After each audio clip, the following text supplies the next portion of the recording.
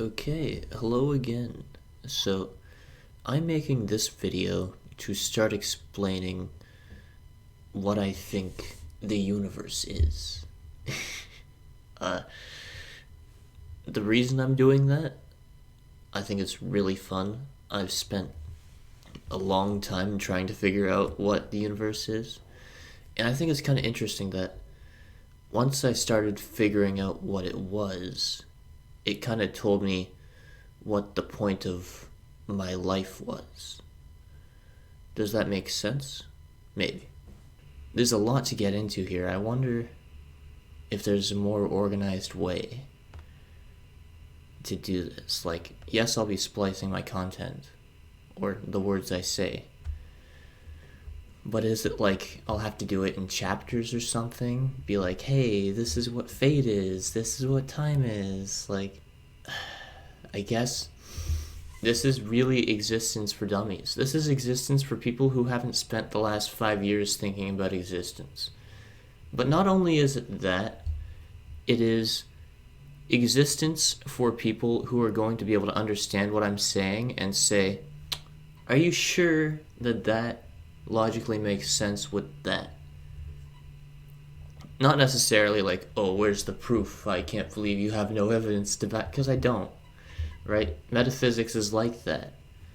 So, to set a backstory for this, I had a vision about 5 years ago, and that's where the bulk of like the content for this came from. If there's one thing that is important to the metaphysics that I'm trying to explain to you today that I learned 5 years ago, it's that things aren't random.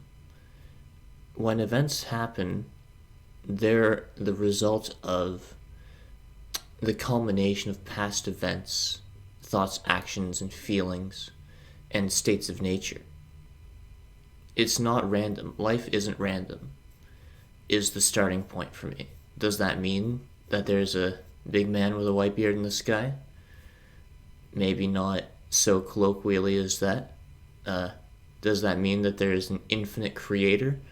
I'm not even sure if there's a consciousness up there. But what I can say for sure is that it's not random. Well, for sure. You can't say any of it for sure. It's metaphysics. Metaphysics is always speculation.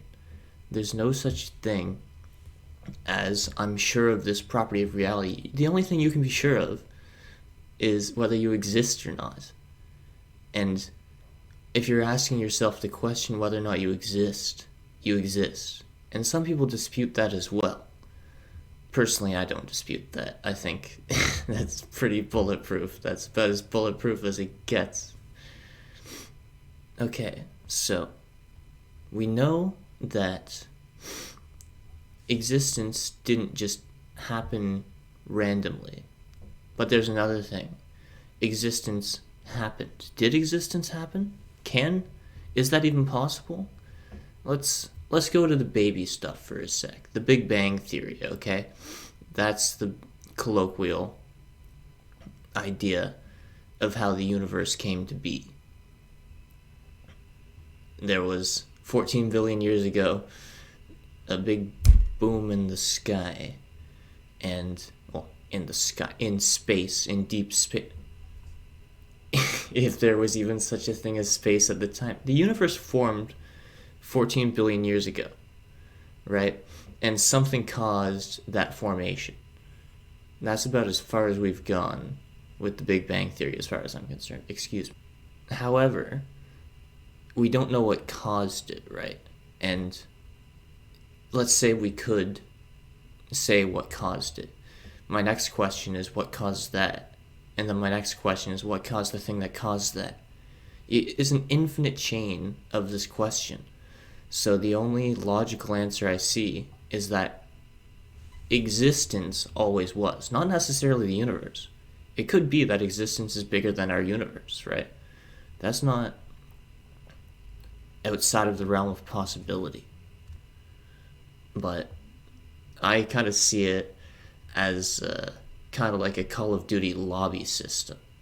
So imagine that you go into the sky and everyone's in the lobby there screaming at each other over the mic like 12-year-old kids, and then you're like, yo, we're gonna drop into this one. And then when you drop in, you actually don't remember who you are, but you play the game, and then when you die, you exit the lobby and you're like, man, he killed me, I can't believe that.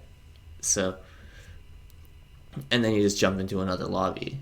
It's the process of subjective existence. It sounds like a nice, cool story, and I don't know where judgment comes into this whole equation. Like, if there actually is an objective observer, a big man in the sky, who can judge you and say, like, oh, you didn't do good things at this point, so you're going to hell, and you don't get no more lobbies for you, buddy. Like, I don't know how accurate that is. Just like I don't know how accurate my idea of free will is. Like,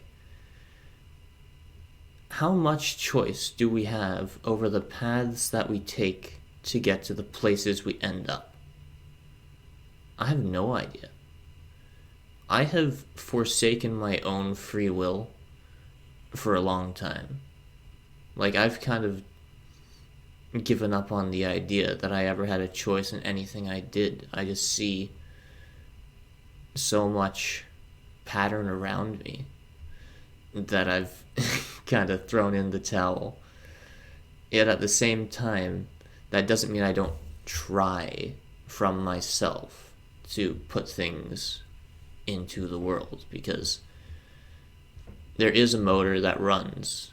It just so happens that your motor beats in time to reality itself. Okay? We all on the same page? Okay, so what happens from here is I'm going to discuss this with Tyler, hopefully in a couple days. And after that, I shall make a conclusion video that kind of ties these two things together. Why is there a rave on my sweater? This is really annoying. Anyways, and then that's gonna be it. That's gonna be my first metaphysical video where I don't actually just do some bullshit about myself because I don't know what I'm doing. Now I know what I'd like to do. I don't know what I should do, but I know what I'd like to do. Anyways, that's good. Bye-bye.